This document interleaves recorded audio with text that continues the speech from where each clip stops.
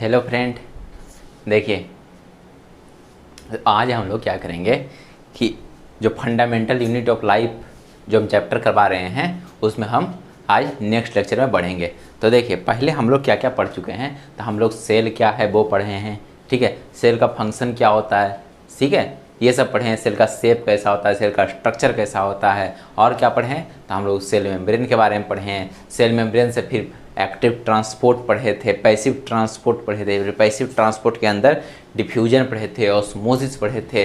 फिर देखिए फिर और क्या पढ़े थे, 3 तरह के सॉल्यूशन पढ़े थे। हाइपरटोनिक सॉल्यूशन क्या होता है, हाइपोटोनिक सॉल्यूशन क्या होता है, आइसोटोनिक सॉल्यूशन क्या होता है, ये सब क्या किए थे, देख लिए थे। तो ये सब, और अब आज के लेक्चर में क्या करेंगे, आज के लेक्चर में हम लोग देखेंगे कि न्यूक्लियस, ठीक है। पहले सेल ऑर्गेनेली के बारे में देखेंगे कि सेल ऑर्गेनेली क्या होता है और कौन कौन सेल ऑर्गेनेली सेल के अंदर पाए जाते हैं, ठीक है, मतलब कौन कौन प्रेजेंट होते हैं सेल ऑर्गेनेली के अंदर, ठीक है।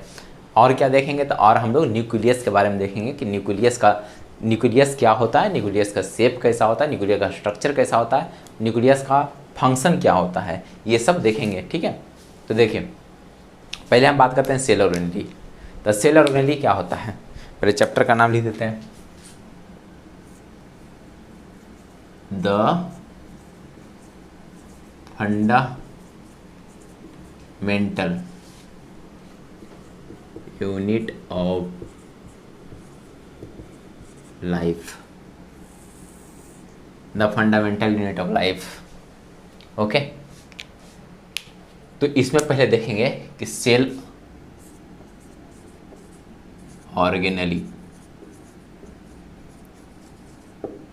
Cell organelle. तो जैसे देखिए सेल ऑर्गेनेली क्या होता है कि सेल के अंदर जब बहुत सारे फंक्शन होते रहते हैं, सेल के अंदर बहुत सारे फंक्शन होते रहते हैं, वो क्या करता है कि सेल अपना खुद पूरा फंक्शन को कंट्रोल नहीं कर सकता। इसलिए जैसे देखिए मान लिया कि ये कोई सेल है, ठीक है, ये कोई सेल मान लेते हैं, और सेल के अंदर क्या हो रहा है कि बहुत सारे फंक्शन हो रहे हैं। तो इस तरह से छोटी छोटी कोई इस तरह से, तो कोई इस तरह से, कोई इस तरह से, इस तरह से स्ट्रक्चर बन जाते हैं, ठीक है। और ये स्ट्रक्चर क्या करते हैं, ठीक है, ये स्ट्रक्चर क्या करते हैं कि स्पेसिफिक काम करने लगते हैं, ठीक है। देखिए सारा काम क्या हो रहा है, सारा काम हो रहा है सेल के अंदर ही, ठीक है, सारा काम क्या हो रहा है, सेल के अंदर ही हो रहा है। लेकिन जैसे मान लें कि प्रोटीन सिंथेसिस की बात करते हैं, या फिर हमको प्रोटीन बनाना है, हमको लिपिड बनाना है, ठीक है, हमको कुछ और बनाना है, कोई रिएक्शन करना है, ठीक है। तो क्या करते हैं हम लोग को एनर्जी प्रोवाइड करना है, हम लोग को फोटोसिंथेसिस करना है, ठीक है। तो क्या करते हैं कि जो सेल के अंदर अलग अलग स्ट्रक्चर बन जाते हैं एक स्पेसिफिक फंक्शन के लिए, मतलब एक स्पेसिफिक फंक्शन को करने के लिए एक अलग अलग स्ट्रक्चर बन जाते हैं। जब बहुत सारे स्ट्रक्चर बन जाएंगे, कोई स्ट्रक्चर फोटोसिंथेसिस कर रहा होगा, कोई स्ट्रक्चर क्या कर रहा होगा, एनर्जी प्रोवाइड कर रहा होगा, कोई स्ट्रक्चर क्या कर रहा होगा, प्रोटीन सिंथेसिस कर रहा होगा, कोई स्ट्रक्चर क्या करेगा, तो लिपिड सिंथेसिस करेगा। तो ये सब क्या हुआ, अलग अलग स्ट्रक्चर बन गया, अलग अलग स्ट्रक्चर में डिवाइड हो गया। किसके आधार पर डिवाइड किया गया, ठीक है, किसके आधार पर सेल ऑर्गेनेली वाला, तो फंक्शन के आधार पर बना, ठीक है, फंक्शन के रूप में डिवाइड किया गया कि एक सेल पूरा, मतलब फंक्शन क्या होता है, होच पोच हो जाएगा, ठीक है, कि कौन क्या करे, इसलिए क्या गया सेल के अंदर सेल ऑर्गेनेली में बांट दिया गया, ठीक है। सेल के अंदर क्या किया गया, सेल ऑर्गेनेली में बांट दिया गया। और सेल ऑर्गेनेली क्या होते हैं, तो सेल का ही मतलब टुकड़ा होते हैं, या फिर सेल से ही बनते हैं सेल ऑर्गेनेली, ठीक है। लेकिन क्या किया गया, बांट दिया गया, ठीक है। और इसमें ये किस में होता है, तो ये एनिमल सेल में होता है सेल ऑर्गेनेली, और प्लांट सेल में होता है, ठीक है। प्रोकैरियोटिक सेल में नहीं होता है। तो क्या होगा कि हम लोग जब न्यूक्लियस पढ़ा देंगे तो फिर प्रोकैरियोटिक सेल और यूकैरियोटिक सेल को पढ़ाएंगे, ठीक है।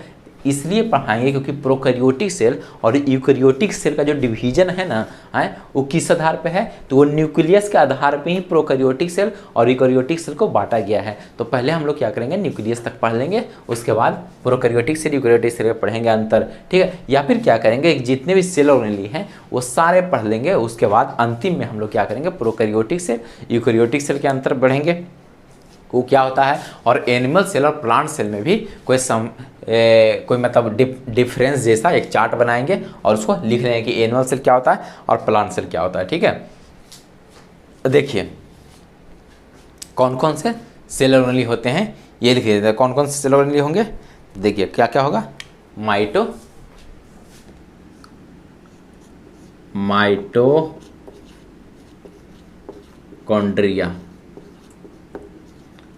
ठीक है, और क्या होगा? तो और होगा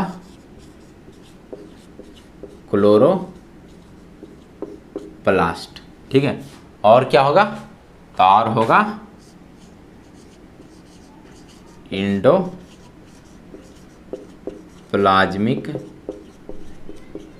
रेटिकुलम। इसको और क्या बोलते हैं? तो इसको बोलते हैं ईआर। ठीक है, एंडोप्लाज्मिक रेटिकुलम को ईआर भी कहते हैं। और क्या होगा? तो और होगा गोल्जी बॉडी। ठीक है,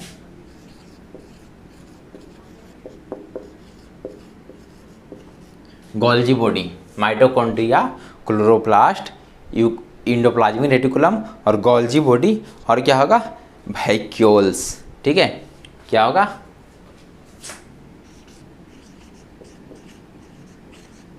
वैक्यूल्स। और क्या होगा? तो और होगा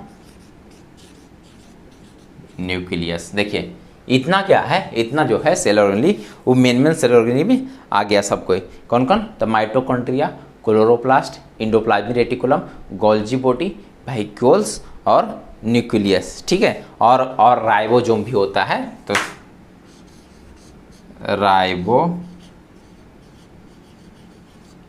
राइबोसोम और बहुत सारे होते हैं, प्रेक्सिजोम होते हैं, गैलेक्सीजोम होते हैं। ठीक है, और देखिए क्लोरोप्लास्ट को एक अदर नेम क्या मिलेगा बुक में? प्लास्टिड।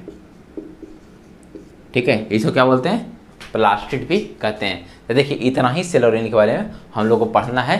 तो क्या करेंगे, हम लोग एक एक करके सेल ऑर्गेनेली को पढ़ते जाएंगे। ठीक है, तो कौन कौन सेल ऑर्गेनेली पाए जाते हैं सेल के अंदर? तो mitochondria, chloroplast, endoplasmic reticulum, Golgi body, vacuoles, nucleus, ribosome. ठीक है, अब देखिए एनिमल सेल में कौन सा सेल ऑर्गेनेली पाए जाएंगे और प्लांट सेल में कौन सा सेल ऑर्गेनेली पाए जाएंगे। तो देखिए एक छोटा सा लिख लेते हैं, इधर लिखते हैं एनिमल सेल।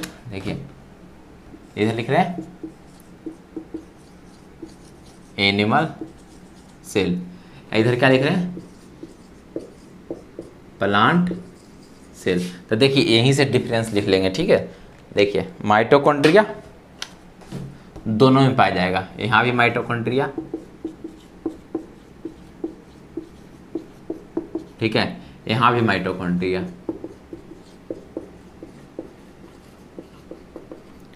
देखिए यहाँ भी एंडोप्लाज्मिक रेटिकुलम, इसको ईआर लिख देते हैं, यहाँ भी ईआर। ठीक है, और क्या? यहाँ भी गोल्जी बॉडी, यहाँ भी गोल्जी बॉडी। और जो एनिमल सेल में वैक्यूल होता है, तो वैक्यूल्स ये क्या होगा? स्मॉल, या क्या होगा? एब्सेंट। पर यहाँ पर वैक्यूल्स मोर डेवलप होगा, बहुत बड़ा वैक्यूल्स होता है। ठीक है, और देखिए क्या होगा? यहाँ भी न्यूक्लियस, यहाँ भी न्यूक्लियस। ठीक है, यहाँ भी राइबोसोम, यहाँ भी राइबोसोम। और देखिए कुछ अंतर नजर आ रहा है कि हम क्या चीज़ नहीं लिखे हैं? तो हम लोग लिखे नहीं प्लास्टिक। ठीक है, प्लास्टिड किस में नहीं पाया जाता है? तो प्लास्टिड इसमें होगा अब्सेंट,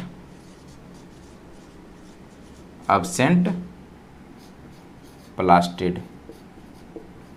पर यहाँ क्या होगा? Present plastid. क्या हो गया? यहाँ पर ही प्रेजेंट हो गया, यानी प्लांट सेल में क्या होता है? क्लोरोप्लास्ट पाया जाता है। ठीक है, अब बोलिए कैसे क्लोरोप्लास्ट पाया जा रहा है? ठीक है, बोलिए क्लोरोप्लास्ट कैसे पाया जा रहा है? तो देखिए एनिमल सेल में क्या है? माइटोकॉन्ड्रिया पाया जा रहा है, हम लोग ही माइटोकॉन्ड्रिया पाया जा रहा है। माइटोकॉन्ड्रिया का फंक्शन क्या होता है? तो हम लोग को एनर्जी प्रोवाइड करना होता है। ठीक है, अब देखिए ईआर हम लोग ही पाया जा रहा है, ईआर प्लांट से नहीं पाया जा रहा है। गोल्जी बॉडी एनिमल से नहीं पाया जा रहा है, गोल्जी बॉडी प्लांट से नहीं पाया जा रहा है। ठीक है, गोल्जी बॉडी एनिमल से नहीं पाया जाता है, गोल्जी बॉडी प्लांट से नहीं पाया जाता है। अब देखिए क्या हो रहा है? वैक्यूल्स क्या है कि एनिमल सेल में तो पाया जाता है, ठीक है, नहीं पाया जाता है, ठीक है। लेकिन यदि यदि जनरली नहीं पाया जाता है, सबसे पहले बात कि जनरली नहीं पाया जाता है व्हीकल्स, लेकिन ये यदि पाया गया तो क्या होगा, डिमिनिश्ड होगा, मतलब स्मॉल होगा, छोटा सा होगा व्हीकल, ठीक है। पर प्लांट सेल में क्या होता है, व्हीकल्स बहुत बड़ा होता है, ठीक है। 90% एरिया कोई भी प्लांट सेल का क्या व्हीकल्स ही छेक लेता है, ठीक है, 90% वॉल्यूम, ठीक है। अब राइबोसोम की बात करते हैं, तो राइबोसोम दोनों में पाया जाता है, न्यूक्लियस दोनों में पाया जाएगा। लेकिन इसमें क्या होगा, एनिमल सेल में प्लास्टिड नहीं पाया जाएगा, बल्कि वही प्लांट सेल में प्लास्टिड पाया जाएगा। कैसे, तो देखिए प्लास्टिड मतलब क्या हो गया, क्लोरोप्लास्ट कहाँ पाया जाएगा, तो क्लोरोप्लास्ट उसी सेल में पाया जाएगा जो सेल क्या करता है, जो फोटोसिंथेसिस करता है। तो हम लोग देखिए, हम लोग तो ऑटोट्रोफ है नहीं। ऑटोट्रोफ मतलब क्या होता है, तो ऑटोट्रोफ मतलब होता है कि जो अपना खाना खुद बनाए उसको बोलते हैं ऑटोट्रोफ। तो हम लोग तो ऑटोट्रोफ है नहीं, हम लोग क्या है, हेट्रोट्रोफ है, दूसरे का खाना मांग करके खा लेते हैं, ठीक है। तो आप लोग बोलिए कि हमारे घर में तो खाना बनता है, पर खाना बन नहीं रहा, बल्कि खाना को क्या किया जा रहा है, मॉडिफाई किया जा रहा है, ठीक है, ताकि डाइजेशन में क्या हो, आसानी हो, ठीक है। यानी हम लोग क्या करते हैं, खाना बनाते नहीं है, बल्कि उसको क्या करते हैं, मॉडिफाई करते हैं। खाना बनाता कौन है रियल में, तो खाना बनाता है प्लांट बनाता है, ठीक है। खाना क्या करता है, ये प्लांट बनाता है। किसके मदद से बनता है, किसके हेल्प से बनाता है, तो किसके हेल्प से बनाता है, तो प्लास्टिड के हेल्प से बनाता है, ठीक है। प्लास्टिड मतलब क्लोरोप्लास्ट के हेल्प से बनाता है, ठीक है। अब देखिए, अब एक एक करके सेल ऑर्गेनेली को डिटेल में थोड़ा पढ़ेंगे, जितना हमको दिया हुआ है टेक्स्ट बुक में, ठीक है, या फिर जितना एग्जाम में MCQ ये सब बन जाता हो। सबसे पहले सेल ऑर्गेनेली कौन पढ़ेंगे, तो सबसे पहले हम लोग पढ़ लेते हैं न्यूक्लियस के बारे में, क्योंकि सबसे मेन यदि कोई है तो यही है न्यूक्लियस, ठीक है। सबसे पहले क्या पढ़ते हैं, सबसे पहले हम लोग न्यूक्लियस,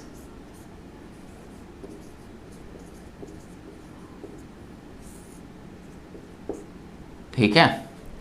तो देखिए, इस सेल जो न्यूक्लियस है वो क्या है, एक सेल ऑर्गेनेली है। तो इस सेल ऑर्गेनेली को डिस्क्राइब कौन किया था, तो रॉबर्ट ब्राउन किए थे, ठीक है। यानी न्यूक्लियस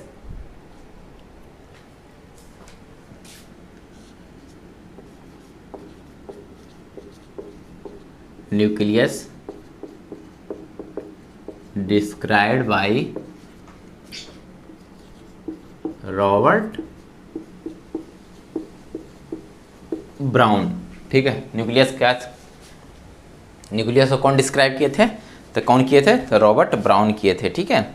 याद रखिएगा इस चीज़ को कि न्यूक्लियस को डिस्क्राइब कौन किए थे, तब ब्राउन किए थे, ठीक है। अब देखिए न्यूक्लियस क्या होता है, न्यूक्लियस क्या होता है, न्यूक्लियस इज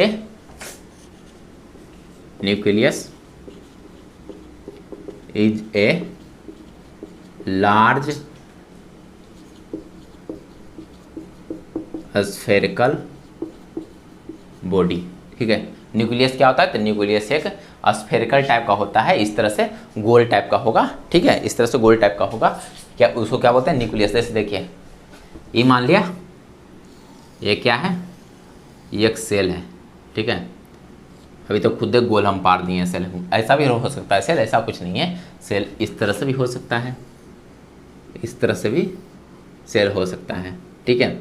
तो मान लिया जैसे इसी तरह का सेल मान लेते हैं, ठीक है। तो ये क्या होगा, यहाँ पर ये ऐसे होगा, इस तरह से होगा, तो इसमें क्या होगा, न्यूक्लियस होगा।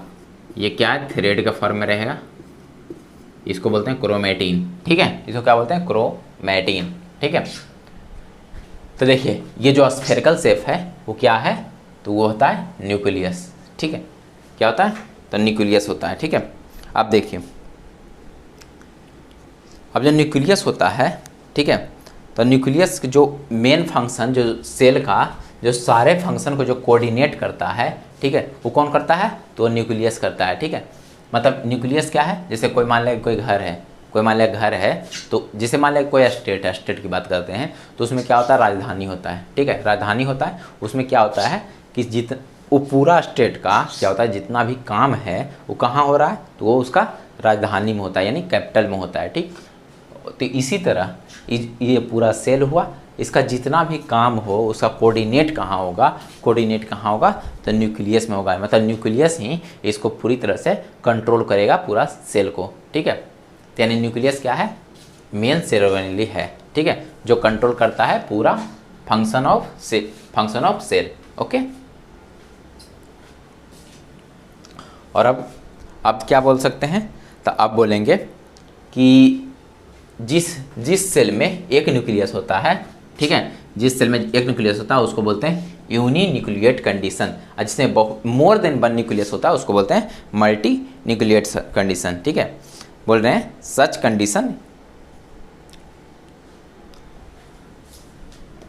मोस्ट ऑफ सेल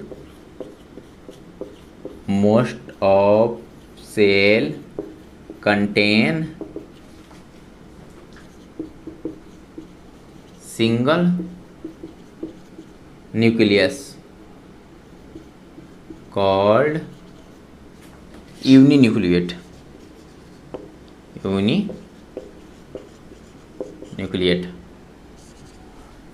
एंड इसको बोलते हैं यूनिन्यूक्लिएट बोलते हैं। ठीक है, और क्या बोलेंगे, तो वैसा सेल जिसमें मोर देन वन न्यूक्लियस होता है उसको क्या बोलेंगे, multi nucleate condition. Okay, cell contain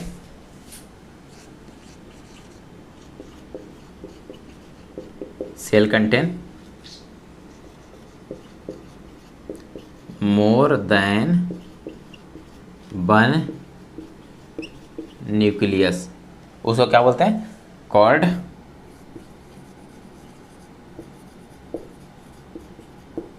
multi nucleate condition. मतलब ऐसा सेल जिसमें सिंगल न्यूक्लियस होता है उसको क्या बोलते हैं, यूनिन्यूक्लिएट बोलते हैं, और ऐसा सेल जिसमें मोर देन वन न्यूक्लियस होता है, मतलब एक से एक न्यूक्लियस से ज़्यादा होता है, उसको क्या बोलते हैं, मल्टी न्यूक्लिएट कंडीशन बोलते हैं। अब देखिए, अब क्या पढ़ेंगे, तो अब सेल का स्ट्रक्चर पढ़ देते हैं। ठीक है, मतलब डायग्राम एक लेते हैं अच्छा सा न्यूक्लियस का, और क्या लेंगे, और इस सेल का डायग्राम नहीं लेंगे। ओके, स्ट्रक्चर ऑफ न्यूक्लियस, इससे नहीं, ब्लैक कहाँ गया,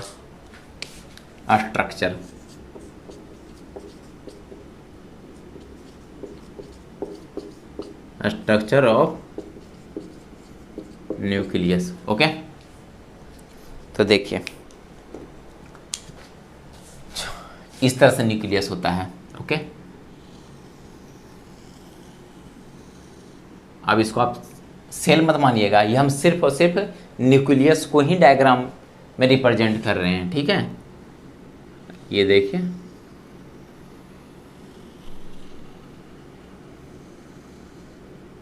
ये हुआ डबल मेम्ब्रेन। ओके, यहाँ क्या होता है, ये एक पोर है। ठीक है, हम ऐसा मत सोचिए कि हम गलती से इसको छोड़ दिए हैं, ये एक पोर है। ओके, और अब देखिए यहाँ पर क्या होता है, ये पूरा न्यूक्लियोप्लाज्म पाया जाता है। ओके, ये क्या है, न्यूक्लियोप्लाज्म है। ओके, और इस तरह से थ्रेड होता है, क्रोमैटिन थ्रेड। ये क्या है, क्रोमैटिन थ्रेड है। इसको हम सबको रिप्रेजेंट भी करेंगे कि कौन क्या चीज़ है। और देखिए यहाँ पर या फिर कहीं पर, ठीक है, यहाँ पर या कहीं पर क्या होगा, इसको ब्लैक रंग से रिप्रेजेंट करते हैं। ओके, ठीक है, यहाँ पर क्या है, इस तरह से गोल ऐसे रहेगा, इसको बोलते हैं न्यूक्लियोलस। ओके, क्या बोलेंगे, न्यूक्लियोलस। तो देखिए अब रिप्रेजेंट करने का बारी आ गया, तो ये जो पोर है इसको बोलते हैं न्यूक्लियर पोर। क्या बोलेंगे, न्यूक्लियर पोर। ओके, इसको क्या बोलते हैं, आउटर न्यूक्लियर मेम्ब्रेन। ये अंदर वाले लेयर को क्या बोलते हैं, इनर न्यूक्लियर मेम्ब्रेन। ठीक है, अब देखिए, अब ये जो लिक्विड है, तो इस लिक्विड को क्या बोलते हैं, तो न्यूक्लियोप्लाज्म। ठीक है, ये जो गोल जैसा स्ट्रक्चर है इसको बोलते हैं न्यूक्लियोलस। ठीक है, ये जो देखिए ये जो धागा जैसा स्ट्रक्चर दिख रहा है इसको क्या बोलते हैं? क्रोमैटिन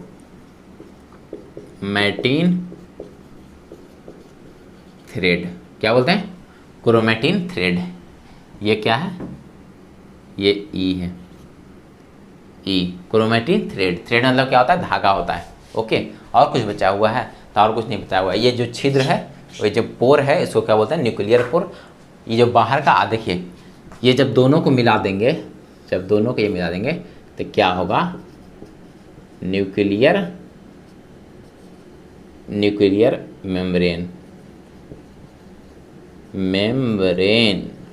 ठीक है, न्यूक्लियर मेम्ब्रेन। जब आउटर मेम्ब्रेन और इनर मेम्ब्रेन दोनों को मिला दिए तो क्या बन गया? तो बन गया न्यूक्लियर मेम्ब्रेन। ओके, अब इसमें क्या क्या दिख रहा है? तो देखिए, बाहर का जो लेयर है जिसमें छिद्र दिख रहा है उसको बोलते हैं आउटर मेम्ब्रेन। अंदर का जो लेयर है उसको बोलते हैं इनर मेम्ब्रेन। ओके, और जो लिक्विड जैसा होता है, लिक्विड जो होता है न्यूक्लियस में, उसको बोलते हैं न्यूक्लियोप्लाज्म। फिर देखिए, जो गोल जैसा स्फेरिकल बॉडी, न्यूक्लियस के अंदर भी एक स्फेरिकल बॉडी जैसा स्ट्रक्चर दिख रहा है उसको बोलते हैं न्यूक्लियोलस। ओके, फिर देखिए थ्रेड लाइक स्ट्रक्चर दिख रहा है उसको बोलते हैं क्रोमैटिन थ्रेड। ठीक है, अब देखिए, अब एक एक करके क्या करेंगे, थोड़ा थोड़ा पढ़ लेंगे कि न्यूक्लियर मेम्ब्रेन क्या होता है, न्यूक्लियोप्लाज्म क्या होता है, न्यूक्लियस क्या होता है और क्रोमैटिन थ्रेड क्या होता है। ठीक है, तो सबसे पहले क्या पढ़ेंगे? तब सबसे पहले पढ़ेंगे न्यूक्लियर मेम्ब्रेन। ओके, सबसे पहले nuclear membrane.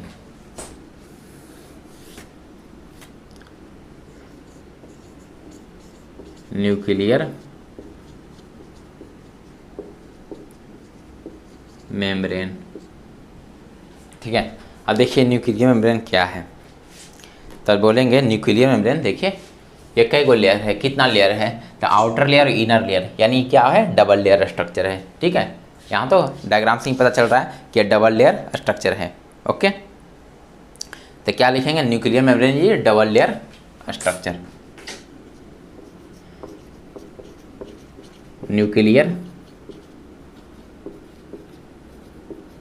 Membrane is double layer structure. Okay, आगे क्या लिखेंगे? क्या है न्यूक्लियर मेम्ब्रेन? तो न्यूक्लियर मेम्ब्रेन क्या है? डबल लेयर स्ट्रक्चर होता है। ओके, अब ये क्या करता है? तो ये सेपरेट करता है न्यूक्लियस को साइटोप्लाज्म में, साइटोप्लाज्म से। ठीक है, यानी इट सेपरेट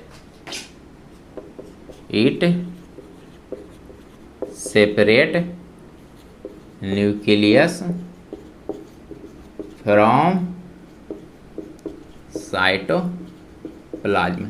ठीक है, देखिए इसके चारों तरफ क्या है? ये तो न्यूक्लियस है ना, इसके चारों तरफ क्या होगा? सेल होगा। सेल के चारों तरफ, सेल के अंदर क्या होगा? साइटोप्लाज्म होगा। तो साइटोप्लाज्म से क्या कर रहा है? न्यूक्लियस को क्या कर रहा है? सेपरेट कर दे रहा है। ओके, और क्या बोल सकते हैं? तो ये काजी से बना होता है, ये बना होता है लिपिड एंड प्रोटीन से। ठीक है, यानी न्यूक्लियर मेम्ब्रेन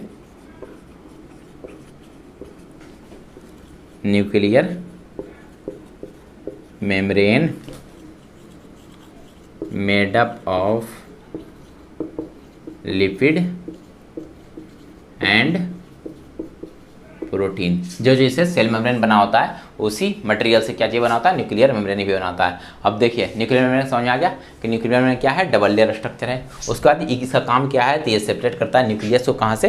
तो ये साइटोप्लाज्म से सेपरेट करता है। ठीक है, मान लें कि इसके चारों तरफ क्या होगा? ये ऐसे न्यूक्लियस होगा। ठीक है, ऐसे ऐसे क्या होगा? न्यूक्लियस होगा। तो इसमें ऐसे क्या होगा? इसमें बहुत सारा लिक्विड होगा जिसको क्या बोलेंगे? साइटोप्लाज्म बोलेंगे। तो मान लिया कि ये न्यूक्लियर मेम्ब्रेन नहीं होता तो ये जो साइटोप्लाज्म है वो कहाँ मिल जाता? वो न्यूक्लियोप्लाज्म से मिल जाता। यानी ये क्या कर रहा है? तो ये जो न्यूक्लियर मेम्ब्रेन है तो वो क्या कर रहा है? उस सेपरेट कर रहा है। किससे सेपरेट कर रहा है? तो साइटोप्लाज्म से सेपरेट कर दे रहा है। ठीक है, किसको? तो न्यूक्लियस को। अब देखिए ये क्या चीज़ से बना होता है? तो ये लिपिड एंड प्रोटीन से बना होता है। ओके, अब देखिए, अब अगला स्ट्रक्चर क्या पढ़ेंगे? तो अगला स्ट्रक्चर पढ़ेंगे हम लोग न्यूक्लियोप्लाज्म की। न्यूक्लियोप्लाज्म क्या होता है? बस छोटा छोटा बात पढ़ लेते हैं।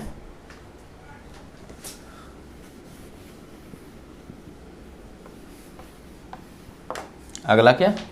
अगला न्यूक्लियोप्लाज्म। न्यूक्लियोप्लाज्म, तो न्यूक्लियोप्लाज्म क्या है? तो देखिए न्यूक्लियस के अंदर जो लिक्विड होता है उसको क्या बोलते हैं? न्यूक्लियोप्लाज्म कहता है। ठीक है, यानी क्या बोलेंगे, it is transparent,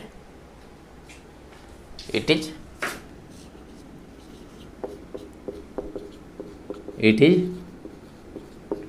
transparent dense substance. ठीक है, ये क्या होता है, जो न्यूक्लियोप्लाज्म क्या होता है, ये ट्रांसपेरेंट और डेंस सबस्टांस होता है। ठीक है, जो न्यूक्लियोप्लाज्म है वो किससे घिरा होता है, तो न्यूक्लियोप्लाज्म घिरा होता है न्यूक्लियर मेम्ब्रेन से, यानी इट इज सराउंडेड बाई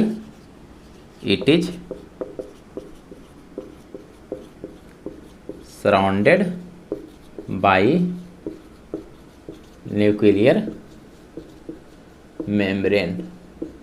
ये किससे घिरा हुआ है, तो देखिए ये किससे घिरा हुआ है, ये जो न्यूक्लियोप्लाज्म है वो किससे घिरा हुआ है, तो ये न्यूक्लियर मेम्ब्रेन से घिरा होता है। यही लिखे हैं कि it is surrounded by nuclear membrane. Okay, अब क्या पढ़ेंगे, अब हम लोग पढ़ेंगे न्यूक्लियोलस के बारे में कि न्यूक्लियोलस क्या होता है। बस छोटा छोटा पॉइंट है, ज़्यादा कुछ नहीं पढ़ना है। ज़्यादा कुछ पढ़ना रहेगा तो आप लोग 11th में बायो लीजिएगा, उनको ये सब कुछ पढ़ाया जाएगा। ठीक है, लेकिन हाँ, यही जो टॉपिक हम बोल रहे हैं, जो टॉपिक हम पढ़ा रहे हैं, वही सब टॉपिक 11th में ही पढ़ना है। बस थोड़ा बहुत ज़्यादा डिटेल्स में पढ़ना है, उससे ज़्यादा कुछ नहीं है। चलिए अगला बढ़ते क्या पढ़ेंगे, nucleolus.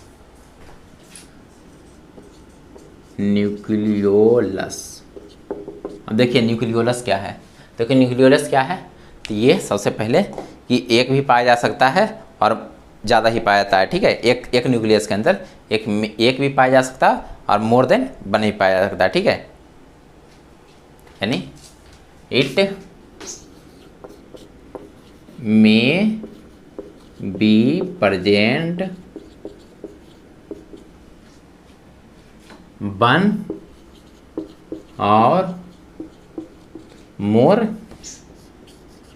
Then one in number.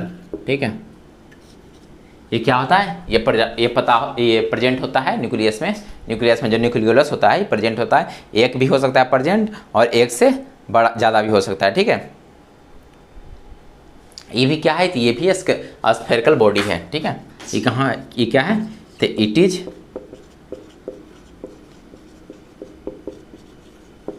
Spherical body. कहाँ पाया जा रहा है, फाउंड इन न्यूक्लियोप्लाज्म। ठीक है, देखिए क्या बोल रहा है कि इट इज स्फेरिकल बॉडी। क्या है, ये एक स्फेरिकल बॉडी है। देखिए स्फेरिकल जैसा दिख रहा होगा, जो ब्लैक कलर से है वो क्या है, स्फेरिकल बॉडी है। और ये कहाँ पाया जा रहा है, ये साइटोप्लाज्म में पाया जाता है। ठीक है, अब इसका फंक्शन होता है क्या होता है, तो it is site for formation of ribosome. ठीक है,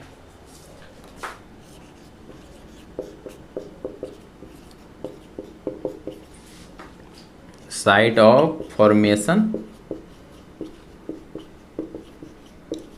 ऑफ राइबोसोम को क्या बोलते हैं, प्रोटीन फैक्ट्री भी कहते हैं। क्या बोलते हैं, प्रोटीन फैक्ट्री। यानी हम बोल सकते हैं कि न्यूक्लियोलस के द्वारा क्या होता है, प्रोटीन का फॉर्मेशन होता है। ठीक है, न्यूक्लियस के द्वारा क्या होता है, न्यूक्लियोलस के द्वारा क्या होता है, प्रोटीन का ही फॉर्मेशन होता है। ओके, यानी कैसे हम बोल सकते हैं प्रोटीन का फॉर्मेशन होता है, क्योंकि ये राइबोसोम का फॉर्मेशन कर रहा है और राइबोसोम क्या करता है, राइबोसोम प्रोटीन सिंथेसिस का काम करता है। इसलिए हम बोल सकते हैं इनडायरेक्टली न्यूक्लियोलस के द्वारा प्रोटीन का भी सिंथेसिस होता है। ठीक है, तो देखिए इट में ही प्रेजेंट वन और मोर इन नंबर। ठीक है, यानी एक न्यूक्लियस के अंदर हम ये नहीं बोल सकते हैं कि सिर्फ एक ही न्यूक्लियोलस होगा, एक भी हो सकता है और मोर देन वन न्यूक्लियोलस भी हो सकता है। ठीक है, अब देखिए क्या बोल रहा है, इट इज स्फेरिकल बॉडी। क्या है, ये देखिए ये स्फेरिकल बॉडी है। फाउंड कहाँ है, फाउंड न्यूक्लियोप्लाज्म, यानी इसके अंदर जो न्यूक्लियोप्लाज्म है, जो लिक्विड है, जो न्यूक्लियस का जो लिक्विड है उसके अंदर ही उसे सराउंड किया रहता है न्यूक्लियोलस। ठीक है, और क्या बोला, it is a site for formation ribosome. ये क्या करता है, ये राइबोसोम फॉर्मेशन करता है ताकि ये प्रोटीन सिंथेसिस के काम कर सके। अब देखिए अब आगे क्या पढ़ना है, तब क्रोमेटिन थ्रेड के बारे में करना है, या फिर इसको बोल सकते हैं क्रोमेटिन मटेरियल। क्या बोलेंगे, क्रोमेटिन थ्रेड,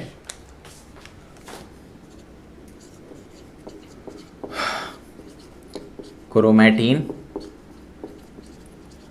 थ्रेड, या फिर पढ़ेंगे क्रोमेटिन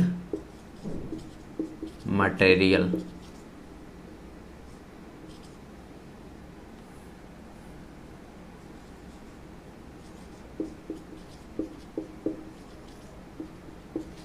क्रोमेटिन थ्रेड के बारे में पढ़ेंगे या फिर क्या पढ़ेंगे, क्रोमेटिन मटेरियल के बारे में। तो देखिए क्रोमेटिन थ्रेड या फिर क्रोमेटिन मटेरियल क्या होता है। तो ये क्या होता है, तो क्रोमेटिन जो मटेरियल होता है तो इसको हम लोग क्रोमेटिन फाइबर भी कहते हैं, ठीक है। Also called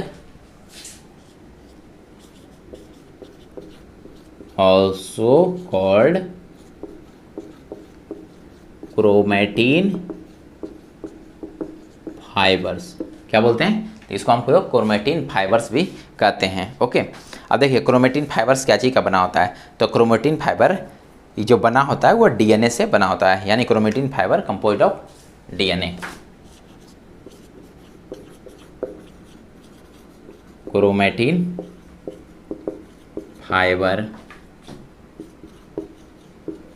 composed of DNA. देखिए डीएनए तो सुने ही होंगे नाम सबको, डीएनए, ठीक है। तो डीएनए क्या है, डीएनए एक जेनेटिक मटेरियल है जो हमारे क्या करता है, हमारे जो हेरिडेटरी मटेरियल होता है उसको एक जनरेशन से दूसरे जनरेशन में पहुंचाता है। जैसे हम लोग में क्या होता है, हम लोग में पेरेंट्स के गुण आते हैं, ठीक है। जैसे मान लिया कि आप गोरे हो गए, काले हो गए, तो कैसे हो गया, आपके मम्मी पापा गोरे या काले होंगे तभी आप गोरे या काले होंगे, ठीक है। यानी क्या हो रहा है कि हेरिडेटरी मटेरियल जो है उसको क्या कर रहा है, डीएनए के द्वारा पहुंचा रहा है आगे के जनरेशन में। तो देखिए ये जो डीएनए पहुंचाता है हेरिडेटरी मटेरियल को, वो कहाँ होता है, तो क्रोमेटिन फाइबर के अंदर होता है, ठीक है। क्रोमेटिन फाइबर के अंदर पाया जाता है। कौन चीज, क्या चीज पाया जाता है, तो डीएनए होता है, ठीक है। अब देखिए अब डीएनए क्या होता है, डीएनए बोलेंगे DNA store and transmit hereditary information, ठीक है। डीएनए क्या होता है, तो DNA store and transmit hereditary information from one generation to next generation, ठीक है। क्या हो रहा है, डीएनए क्या था, डीएनए एक हेरिडेटरी इंफॉर्मेशन है, डीएनए एक जेनेटिक मटेरियल है, वो क्या करता है, स्टोर भी करता है और ट्रांसमिट भी करता है, किसको, हेरिडेटरी इन्फॉर्मेशन को। कहाँ से कहाँ, तो एक जनरेशन से दूसरे जनरेशन की ओर, ठीक है। मतलब आप जैसे मम्मी पापा से आप में आया, आप में आपके बेटे में जाएगा, उसके बेटे में उसके बेटे में जाएगा, ठीक है। तो ये क्या है, तो इसको कौन ट्रांसफर कर रहा है, तो इसको ये डीएनए कर रहा है, ठीक है। कौन कर रहा है, तो डीएनए कर रहा है। अब देखिए अब ये हो गया क्रोमेटिन थ्रेड खत्म। अब अगला जो सेल ऑर्गेनी पढ़ेंगे तो उसका नाम क्या है, तो उसका नाम है माइटोकॉन्ड्रिया, ठीक है। न्यूक्लियस खत्म हो गया। अब अगला जो सेल ऑर्गेनी पढ़ेंगे तो उसका नाम क्या है, माइटोकॉन्ड्रिया, ठीक है।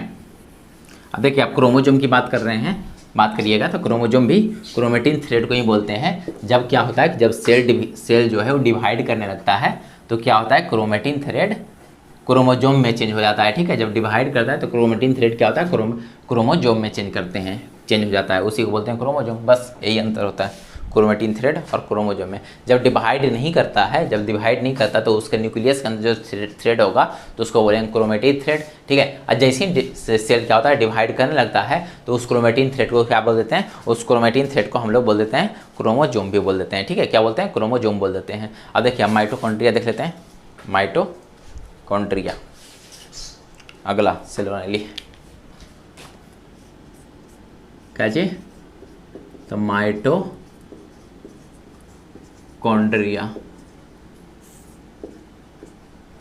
ठीक है। अब माइटोकॉन्ड्रिया को सबसे पहले कौन खोजा था, तो कोलिकर, ठीक है। सबसे पहले कौन खोजा था, तो कोलिकर, यानी mitochondria first observe by Kolliker. Mitochondria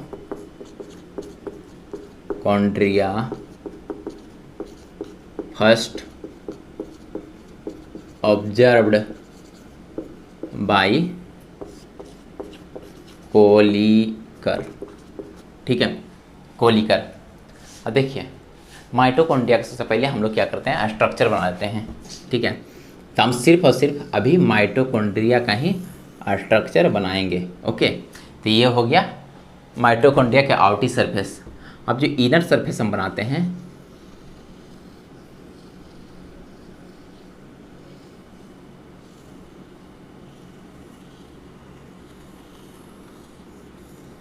ठीक है, ये हो गया इनर सरफेस, ठीक है। यानी ये भी क्या हुआ, ये भी एक डबल स्ट्रक्चर है, ठीक है, डबल मेम्ब्रेन स्ट्रक्चर है, ओके। तो ये क्या बोलेंगे, mitochondria is a rod shape, mitochondria, mitochondria are rod shaped structure. It is double membrane structure. ये क्या है, डबल मेम्ब्रेन स्ट्रक्चर है। देखिए ये क्या हो गया, तो ये हो गया आउटर मेम्ब्रेन, ये क्या हो गया, तो ये हो गया inner membrane.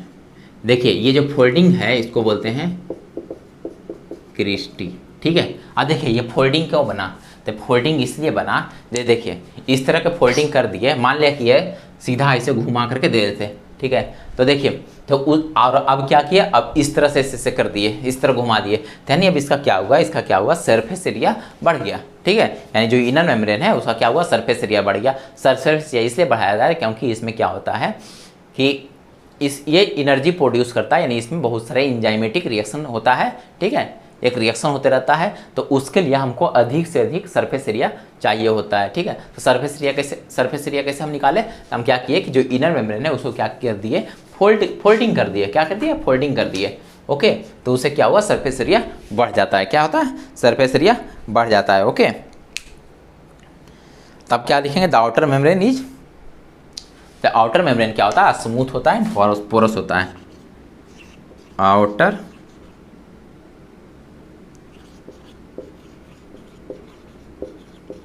Outer membrane are smooth and porous. क्या होता है आउटर मेम्ब्रेन, तो आउटर मेम्ब्रेन जो होता है माइटोकॉन्ड्रिया का वो स्मूथ होता है और पोरस होता है, ठीक है। और जो इनर मेम्ब्रेन होता है, तो इनर मेम्ब्रेन में क्या होता है कि फिंगर लाइक प्रोजेक्शन हो जाता है, ठीक है, फिंगर लाइक क्या हो जाता है, प्रोजेक्शन हो जाता है, उसको क्या बोलते हैं, क्रिस्टी, ठीक है।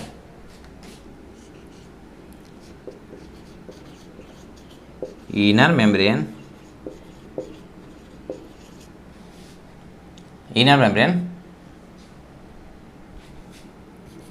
modify finger like projection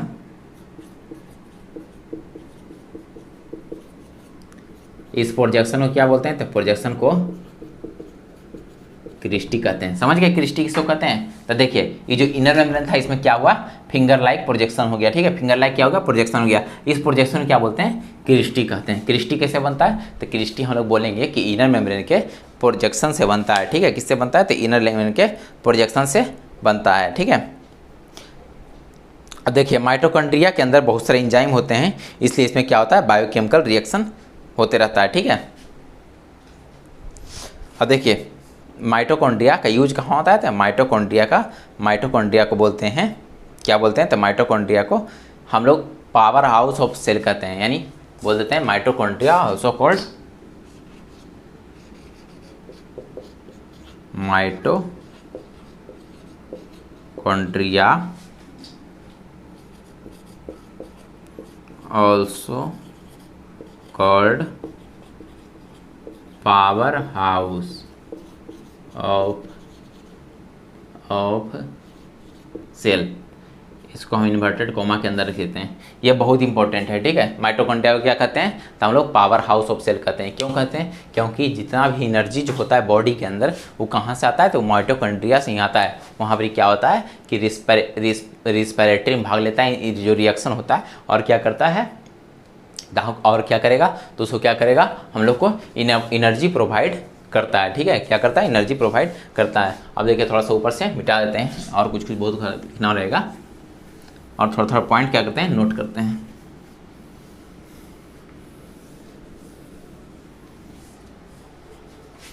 यानी mitochondria involve in respiration, okay. Mitochondria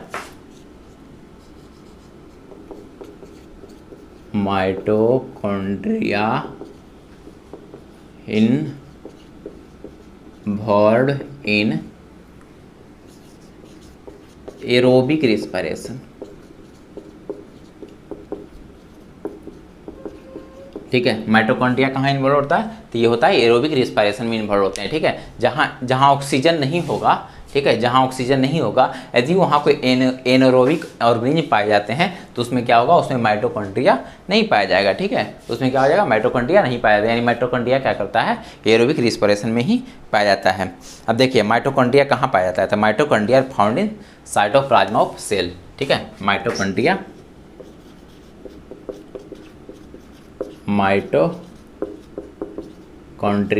found in cytoplasm of cell. ये देखिए, ये एनिमल सेल और प्लांट सेल दोनों में पाया जाता है। It is found in animal cell and plant cell, ठीक है। यानी एनिमल सेल में पाया जाएगा, और कहाँ पाया जाएगा, प्लांट सेल में पाया जाएगा। और कहाँ पाया जाएगा, तो बोलेंगे ये साइटोप्लाज्म में पाया जाता है, ठीक है। अब इसका फंक्शन क्या है, तो माइटोकॉन्ड्रिया प्रोवाइड करता है सेलुलर रिस्पायरेशन, ठीक है। माइटोकॉन्ड्रिया प्रोवाइड सेलुलर रिस्पायरेशन, बता भी चुके हैं, एक मिनट और दिखाते हैं। माइटोकॉन्ड्रिया